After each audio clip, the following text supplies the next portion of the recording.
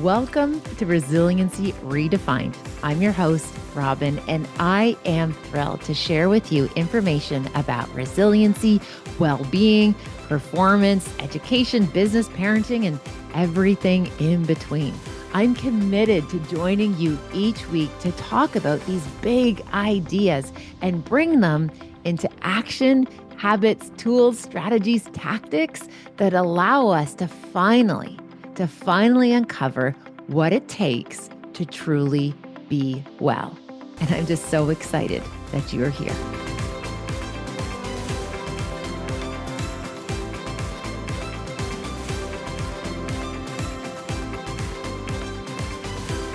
Hello, everyone. Welcome back to Resiliency Redefined.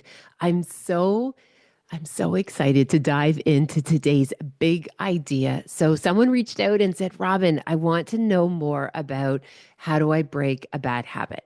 Like, how do I break a habit that is no longer serving me? So I'm happy to dive into that question and share with you some key learnings on that. Before we go into that, though, I do just want to let you know I am on the tail end of a wee bit of a cold, so I might sound a wee bit stuffy, and I kind of pushed it to the last possible moment to be able to record this without sounding like a slobbery mess. So then that way we would still be able to have an episode this week. So this is like the best I can possibly sound in light of bouncing back from a pretty grip of this cold that didn't want to let go. But I'm definitely on the other end of it. So I apologize if I sound kind of snotty and gross. I'm doing my best. But okay, here we go. Speaking of habits, so as a behaviorist, somebody who was trained as somebody in the behavioral sciences and then went on into psychology and education, I love talking about habits because it's something that this is a big belief that I hold. The habits make up the quality of your life. Your habits make up the quality of your life. I have said that for decades. The type of habits that you engage in will let us know the quality of the life that you are living. Either those habits are getting you closer to your goals, or those habits will get you farther away from your goals. So, to dive into this, I think it's really helpful to say, okay, well, what actually is a habit? A habit is a behavior that you have repeated to the point or have enough reps in with that behavior that essentially it starts to feel rather automatic. It's not quite necessarily that you've experienced mastery, but there's just almost like this autopilot effect. Now, there's some research that suggests almost 60% of the behaviors that we engage in on a daily basis are subconscious or on autopilot. However, what we do know is that there's so much wiggle room in there to be able to really imagine and work with our habits in ways, again, that either help us or hinder us. So again, this behavior is a behavior, whatever the behavior is, that has been repeated so frequently that it becomes just really familiar. And again, we talked about in our last episode that myelin sheathing creates this fatty substance. So that way that neuron can travel very quickly and get to where it needs to go in terms of behavior. Now, another component of habits that we haven't talked about before is the ABC model. This is like classic behaviorism, which means that the A stands for an antecedent. Something happens first, then we're going to have a behavior, and then there'll be a consequence. ABC, antecedent, behavior, and consequence. So when we're thinking about habit formation, there has to be a trigger. There has to be a starting point. There has to be something that creates the experience, and then it will execute the behavior or will enact the behavior or facilitate the behavior, whatever it is. And there's going to be a consequence. And depending on the consequence, it's going to help really strengthen that behavior. Or again, if it's a very negative consequence, it will essentially we can cancel out a behavior. So, what does all this have to do with how do we break a bad habit? Well, I think it's also helpful to just take a moment to tease out the difference between a habit and addiction or an obsession. So, an addiction was once a habit that developed a component of what we call this compulsiveness. meaning that at one point it was a habit. We were doing it, we were repeating it, we were repeating it. But then somewhere in that behavioral kind of repertoire, it becomes compulsive that we feel like we don't have control of it anymore. And whether that be craving, whether that be this kind of idea that if we're not doing the habit, we get really restless, we start to feel really agitated. And that's not just from a physiological perspective that we have this like chemical dependence on something, it's also a psychological dependency. So it goes in tandem. There's this physiological reaction that our body thinks it needs this thing. So there's this compulsion. And also psychologically, we get really focused on that thing. So, when we're looking at, for example, supporting persons who've navigated addictions, it's going to look quite different than when we're talking about the habits and, shifting our habits when we're talking about things like perhaps, not doing as much mindless scrolling. Now, that isn't the same as somebody who is minimizing or giving up alcohol or drugs or other things that have a physiological underpinning to it. So I just don't want to minimize the experience for people who've experienced or have navigated addictions. And sometimes I do get a wee bit concerned that people think that they're just like really strong, big habits. There's far more to addictions. And as somebody who has navigated addictions, simplifying it in terms of just saying it's a bad habit, that doesn't feel very good because unless you've been in that experience and know what that is like, you can't simplify that. You can't just chalk it up to willpower or motivation. There's far greater factors at play. So, addiction leads into this piece around compulsiveness, a compulsion, physiologically, psychologically, there's more at play. And it is so complicated. Okay. So the reason I want to just hold space for that is while we're going to talk about habits, we're not going to interchange the word habit and addiction because we hold addiction in a different space. Again, because it's something that requires enormous amounts of support, intervention, understanding, also grace, a lot of mercy, and, a lot of forgiveness sometimes. So we're going to leave that by itself over here. And if you want to hear more about addictions, we can talk about that another day. But today we're going to talk about the habits. All right, so we have this antecedent, or we call it trigger, we have this behavior, and then we have a consequence. So when we think about, first of all, this idea of, quote, a good habit or a bad habit, I don't think it's a moral issue.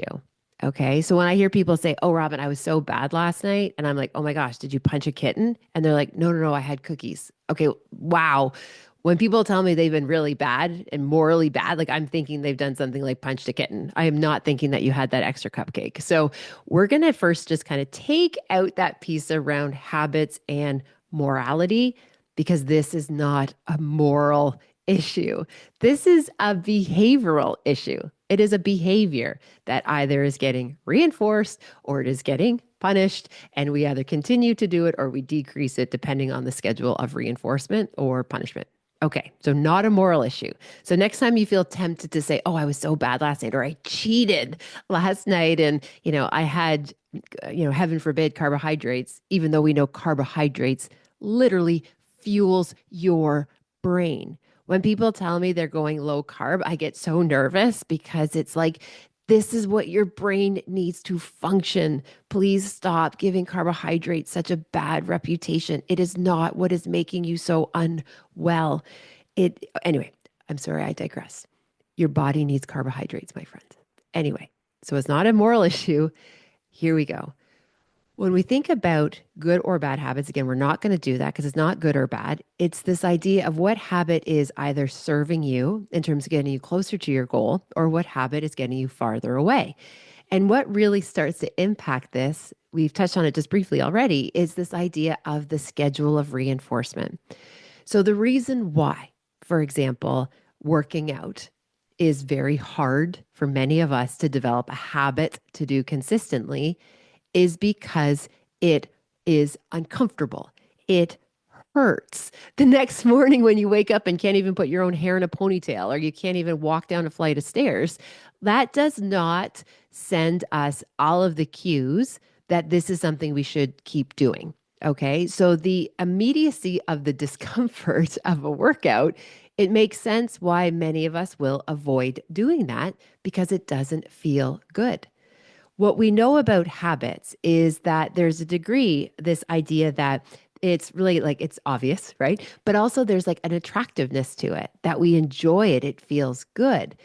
And so even if we take the behavior like scrolling on your phone, like even though it's low effort and low reward, ultimately it's serving a purpose. There's something about it that is reinforcing.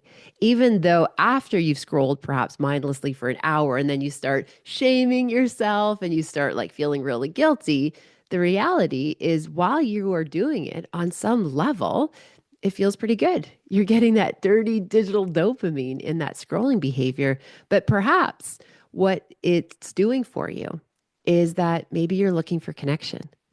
And that's one of the things I get nervous about when people get so mad at people who are like scrolling at nighttime.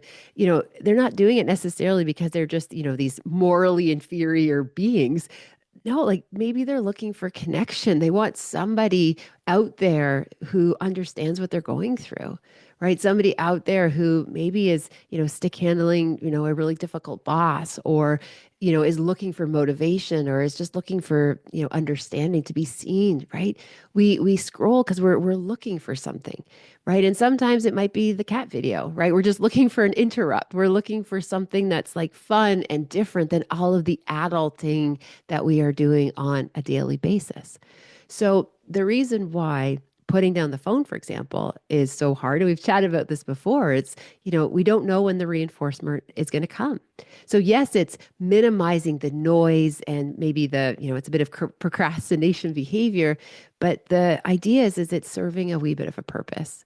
So when we look at how do we change our behavior, we want to look at the type of behavior we're doing. What triggers the behavior? How is this behavior being reinforced? So again, I gave the example of working out, right? Going to the gym, working out, it's hard, it's inconvenient, it's often there's a lot of discomfort, or perhaps you forgot your headphones, so you can't even watch your favorite show or listen to your favorite music or your podcast when you're there. So it all of a sudden feels like, oh, there's so many little pieces that go into trying to have a successful workout, right? So I get it, it is hard.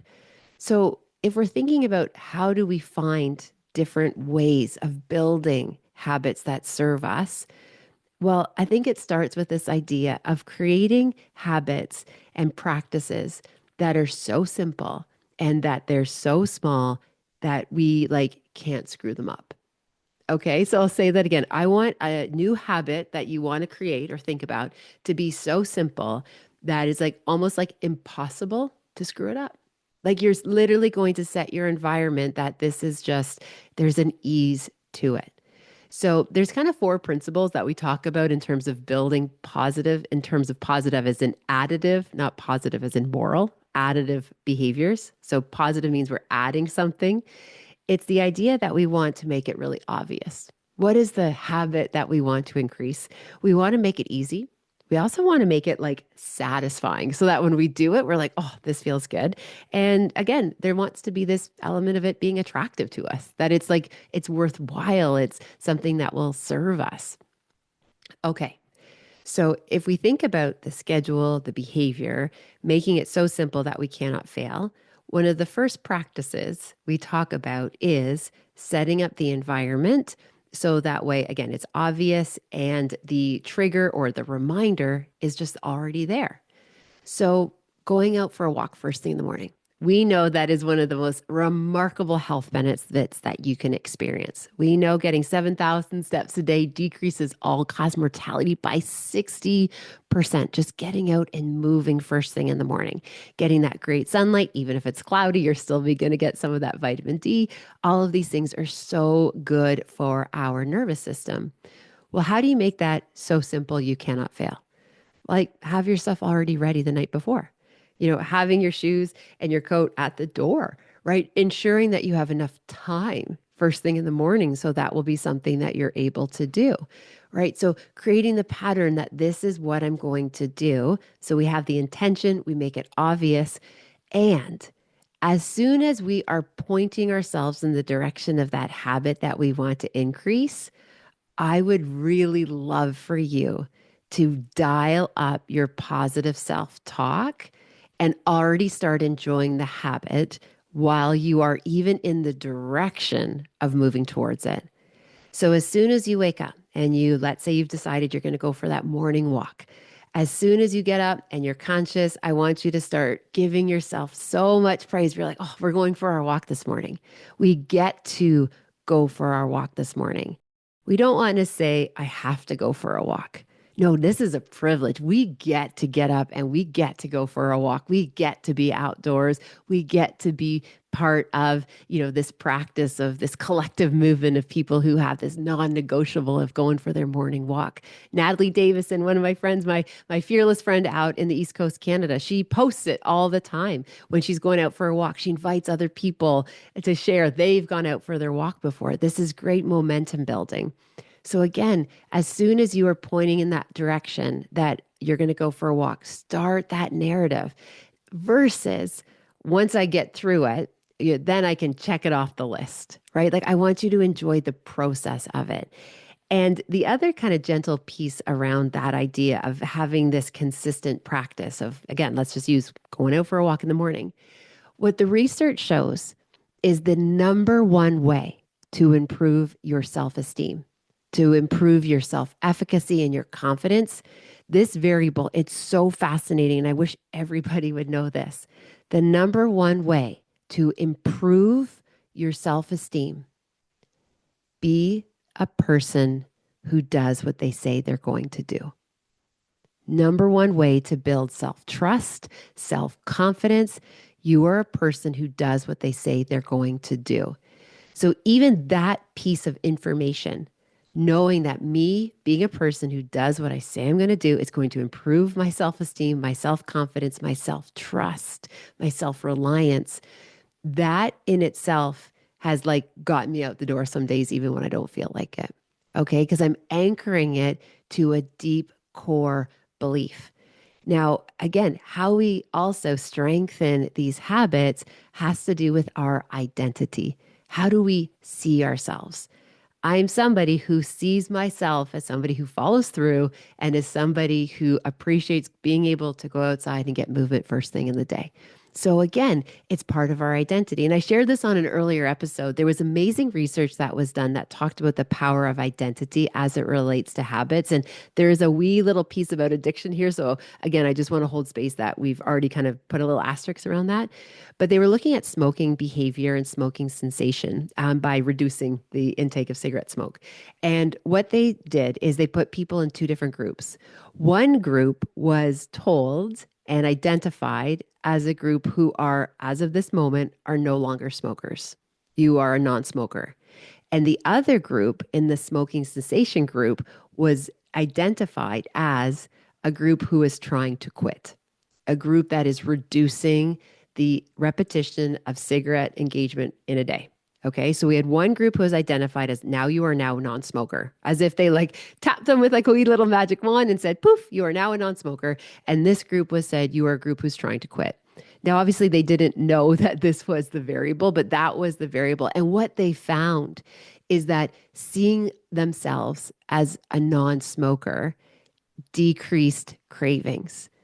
They no longer viewed themselves as a smoker. They literally changed all these other behaviors, like for example, taking how they would take breaks, how they would, how they what they would do after a meal.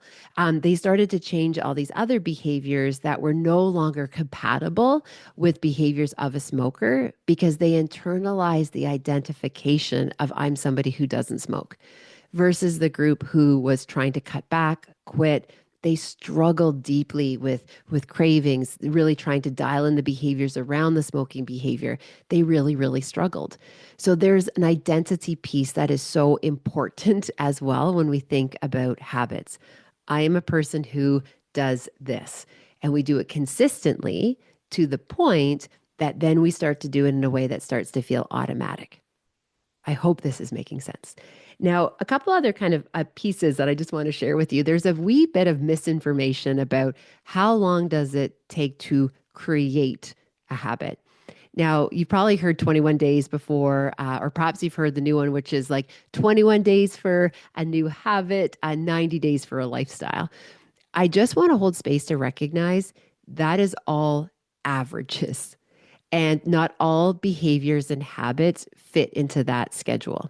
Okay. And what I mean by that is there's some habits that you can create very, very quickly. Like within a day or two. Like you can create habits very, very fast. And there's other habits that could take up to 200 days. It could take multiple trials and repetitions to be able to create that as a consistent habit.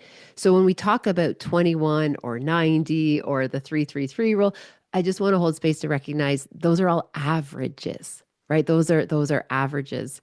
It's the same, for example, when we think about we talked about this before about New Year resolutions, and folks have these New Year resolutions, and we know that usually I believe it's been identified as January 18th is quitting day. That by that point, 66% of people have quit the habit or behavior that they had set the intention at New Year's to be able to change. So again, we know that these are averages because there's going to be people who quit before the quit day, and there'll be people who carry on a wee bit longer. And then there's some people who have adopted these new practices and they carry them into the future. Okay, so when we think about this idea, the biggest takeaway on that notion about the averages is usually there was a study done in 2009 when it looked at the vast majority of health behaviors. They identified that as around 66. Okay, so that was the average that they put in that research around health behaviors. But again, what you're doing is you're creating routines, rituals, practices, familiarity, creating that sense of automation, the sense of mastery. And also, if you're starting to identify, right? You're starting to see this as I am somebody who does this behavior, right? So, for example, I always use this one when I'm working with groups. I'm somebody who drinks coffee. I love a great cup of coffee. I don't need to write it on a to do list. I've never written on a to do list. Hey, don't forget to drink coffee tomorrow. Sometimes I go to bed excited that I get to have coffee in the morning, right? So it's a very ingrained practice that I do. So again, understanding just familiarity, exposure to it. To circle back just for a moment on cell phones, there was an interesting piece of research that just came out that said the average parent or the average grown up looks at their cell phone 262 times a day.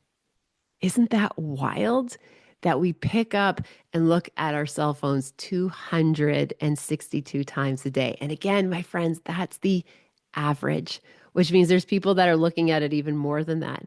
Now, just last week, I happened to be in Whistler, and it was a great group of educators, and this very well-intended educator was expressing their concerns about teenagers and their cell phone use. And I totally get it. There's so much research already coming out. We know this is a big deal. And he asked me, what do we do about this? Like, well, how do we get these teenagers off the phone? And in that moment, I just, again, yes, I know that there is enormous amounts of research that's talking about the hours of screen time and how it impacts mental health. I get that. But what's fascinating in that moment, what came to me in terms of how do I want to respond and show up for this gentleman is I said to him, I think really what we have to do is we need to look at our own behavior first. Before we start harping on these teenagers and on these kids with their screen time, I really think it's time as grown-ups, we actually look at our own behavior. And I could tell I don't think he particularly loved that answer. And I get that. And he's totally welcome within his purview not to like that answer. But the reason that came to my heart and to share with him was just the night before, Hunter and I, who happened to join me in Whistler, he and I were out for dinner. And there was this very young family. And there was a mom and a dad and these two littles. And what was so remarkable is the mom and the little girl went to use the restroom, and it was just dad and the little boy. And the little boy, I think he was probably about maybe, I'm guessing 3 or 4. And the entire time that the other part of the family was absent from the table, the dad was on his phone. And the little boy had, played with his crayons, right? Those three proverbial crayons they all get and they all break. You know what I'm talking about, those little menu crayon things. The little boy had played a little bit with his crayons, and then he, was actually playing with these little sugar packs, and he was moving things about. But I was just watching him. He kept on looking to his parent. He just kind of kept on looking at his dad, and his dad was buried in his phone. And then he kind of started playing with his napkins, and he was moving things about, and you just saw him there. And at one point, he was just kind of swinging his feet under the table. And what was amazing, he's swinging his feet on the table, and then one swing, he got pretty excited, and like he kicked the table and kind of banged the table. And the dad looked at him and was very cross with him about telling him to be quiet and sit still. And then his dad went back to the phone, and the little boy sat there, and then he just like hoofed the table. And the dad looked at him and he's like, "What are you doing? I told you to sit still. And, your mom will be back in a minute. Just sit still, be quiet." And what was so remarkable, it was like, even though the little boy was getting negative attention, the fact that he was able to interrupt his grown up on the cell phone, the little guy kept doing that behavior because he was willing to take, kind of a reprimand over then being ignored. And again, I'm not calling out that dad. He could have been navigating a big work issue or a medical issue or something on the phone, right? I want to hold space that you never know what's going on. And I'm outsider looking in on this situation. But it just reinforced to me this kind of idea that it's so easy to kind of point and say, oh, it's these kids on the phones these days. That's the problem. But again, if we see in the research that we know grown-ups are on their phone and looking at their phone 262 times a day, there's going to be consequences. And little ones are always watching, right? Little ones are always watching. Another time I remember somebody asking me, how do I get my kids to read, right? How do I get my kids to read and love reading? And I remember asking the parent, I'm like, well, do you read? And they're like, no, I'm not a really big reader. I'm like, oh, the easiest way to get your kids to read is for you to sit down and read, for you to have a book or your Kindle or something and talk about the books that you're reading. Like children want to be part of, they want to jump into these experiences. And it's so much easier to invite people into the behaviors than try and stay on the outside and push them into behaviors. I hope that makes sense. Okay, two other kind of ideas that I wanted to share with you on habits. First of all, we want to make them obvious. We want to make them easy. They need to be attractive and they also have to be somewhat satisfying. So, what I love to think about is another practice to do that is something called habit stacking. And I'll share with you, I am like so appreciative for this practice called habit stacking because it has allowed me to unlock so many opportunities to add these positive as an additive habits into my day in such a simple way, the most economical way. So this is how habit stacking works. Take a habit you already have and then just put the new behavior on top of it. Here's an example. I already shared. I'm a big coffee drinker in the morning. It's one of my favorite hobbies. And what I love to do with my coffee is I pick up a hot cup of coffee anytime I hold a hot coffee. And I say to myself, what are three new things that I'm thankful for? So I'm pairing the habit of coffee with the habit I want to increase of gratitude. So I just put them together. So I hold that cup of coffee and I say, what are three new things that I'm grateful for today in this moment? And the key is the word new things. Because if we just kind of go through this laundry list of, I'm thankful for my health, I'm thankful for my family, I'm thankful for my finances, my faith, like if we just do it like a laundry list of transactions, it doesn't land the same way as when we unlock the novelty effect of looking for the good in the day. That sense of newness, that fondness. So every time I hold a cup of coffee, I always say, what are three things I'm thankful for? So it's this amazing moment of mindfulness, of gratitude, and it feels so satisfying. I remember, and I've shared this before, one time Jack said to me when he was little, he goes, Mama, you're the only one I know who like says grace over coffee. And I said, dude, I don't say grace over coffee. Like I say great, we say grace over our meals, but not over coffee. And he goes, no, Mom. He's like, you do this thing where you get this cup of coffee, you close your eyes. He's like, you just kind of like all of a sudden your shoulders drop and you exhale and you smile and then you drink your coffee. And I said, oh, Jax, that's not grace. I'm using habit stacking. I want to build the practice of gratitude. So I just always remind myself and look for three new things that I'm grateful for. And Jack said to me, "Isn't that what grace is?" Oh, I tell you, that little guy. So yeah, maybe I do say grace over coffee. Let's give you some other examples of habit stacking. So another one could be, I do this one as well. Every time I click my seatbelt, every time I put on a seatbelt, whether I'm driving a car or if I'm a passenger in the car, I always just take a moment and just, acknowledge that I'm about to operate a motor vehicle or I'm about to be in a motor vehicle as a passenger and I want to be present and I just want to be in the moment. The reason I share that is I have talked to so many people who have experienced pretty substantive car accidents. And so often I hear this theme of that they just weren't paying attention, that they were on autopilot. They were going through the motions. And because so many of us who are frequent drivers, we've experienced this level of mastery with driving that, like, sometimes you can, like, all of a sudden notice, like, wow, I made it home. I hope I made good choices while I was driving because you doesn't even feel like you're paying attention. So just by putting that seatbelt on, bringing my awareness to the present situation and just really holding space for the responsibility of operating motor vehicle is a habit stack that I find extremely helpful. Just as another little kind of tie in there, when you think about that growth of the habit, if you happen, for example, to be somebody who drives manual transmission, do you remember when you first started driving and learning, you probably were stalling out? You're trying to remember all the moving parts with pushing down the clutch, easing up on the clutch, the gas, all the things.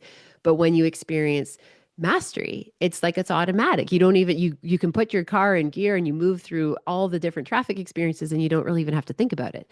That's what autopilot tends to look like. And I also still remember one time Ava saying to me when I was driving a manual vehicle, she's like, "Mom, when you grow up, will you learn how to drive automatic like the other mothers?"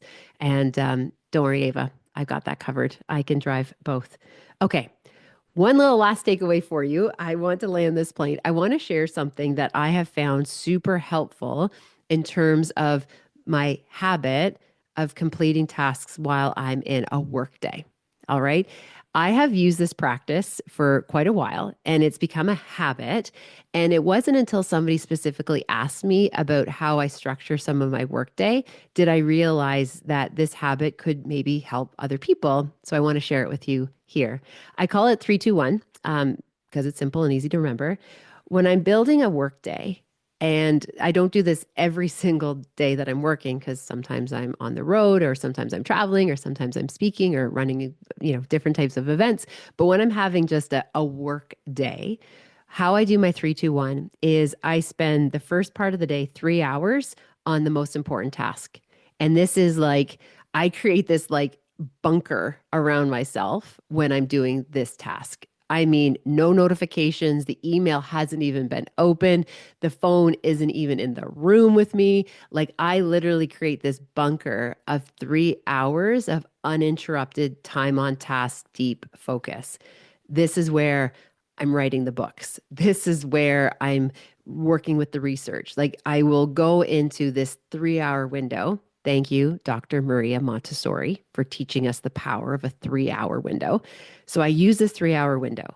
Then I will have usually 2 hours for what I call this idea about like short maintenance activities. So that could be email, that could be just, again, quick, short little tasks, updating some slides, sharing a few pieces of information and maybe a little bit on social media. So I set aside 2 hours for like transactions, right? Those simple, short tasks. And then I spend 1 hour of learning, connecting, or growing.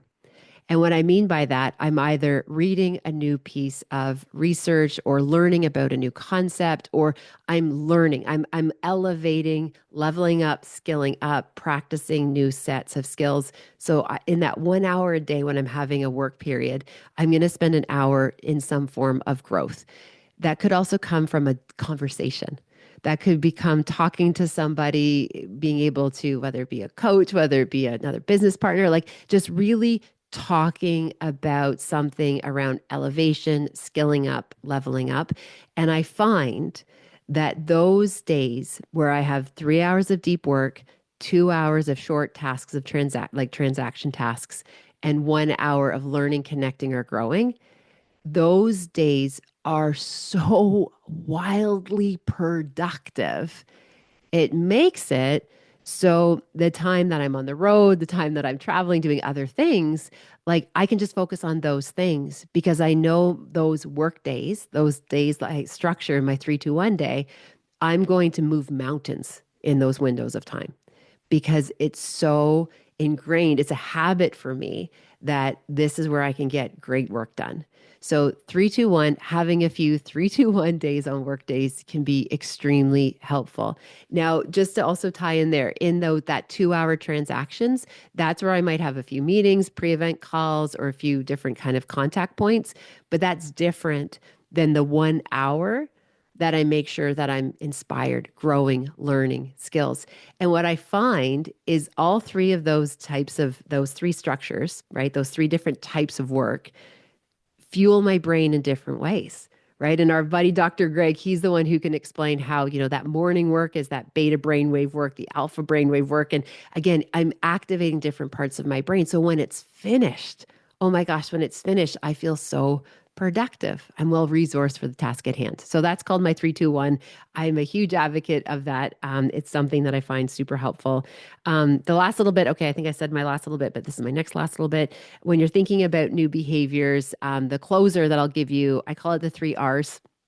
The 3 R's is set a reminder, have the routine, and reward yourself very quickly. So reminder, routine, reward, the 3 R's. So if this is the only part of the podcast that you take away, just take a moment. Okay, if I want this new behavior in my life and I'm going to do it one behavior at a time, I'm going to have a reminder. I'm going to have the very clear routine, whatever it is, and I'm going to reward the heck out of it. Not after, but during, like everything about it. Already start giving yourself hypes, like already start cheering yourself because you're in the right direction of doing it.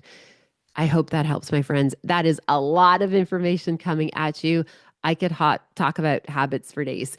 So if you have any questions, wonderments, or curiosities, please, please, please continue to reach out. I love answering your questions. If you want more specifics, whatever you need, oh my gosh, I'm here to be useful. And my last little thanks, I do want to hold space to say thank you to everyone who joined me at the Stress Wisely Lab last week. It was so special to be in community, to be able to have like 90 minutes uninterrupted time just to be present, to be in community with each and every one of you who joined. So thank you for people who made time for that. Hope this episode was helpful, and I look forward to connecting with you again super soon. Take good care, everyone. Bye for now. Thank you for spending time with this podcast episode today. I hope you found something helpful in Resiliency Redefined. Please feel free to share it with somebody who you might think could benefit. Maybe there was something useful, something in particular that you think you could pay forward. Also, if you have a moment, please feel free to rate and review this podcast wherever you like to listen to your podcast. It means the world to me. And again, thanks for your time. Thank you for your interest. Take good care, and I'll see you next time.